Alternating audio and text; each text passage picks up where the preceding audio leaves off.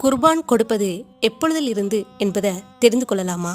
இப்ராஹிம் அலைஹிஸ்ஸலாம் தனது மகனான இஸ்மாயில் அலைஹிஸ்ஸலாம் அவர்களை அறுப்பது போல கனவு கண்டவுடன் நிறைவேற்றுவதற்காக முன் வந்த போது அல்லாஹ் அதற்கு பதிலாக ஒரு ஆட்டை பலியிடுமாறு அறுக்குமாறு வழிகாட்டினான்.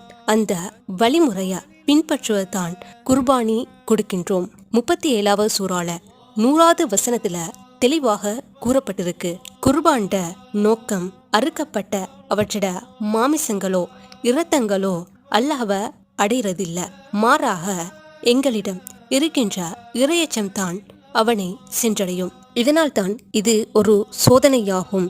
நன்மை செய்கிறவங்களுக்கு நாம் இவ்வாறே கூலி கொடுப்போம் என்று 37வது சூறால குறிப்பிடப்பட்டிருக்கு. 100 தொடக்கம் 111வது வசனம் நல்லவற்ற தேடி அறிந்து கொள்ளுங்க.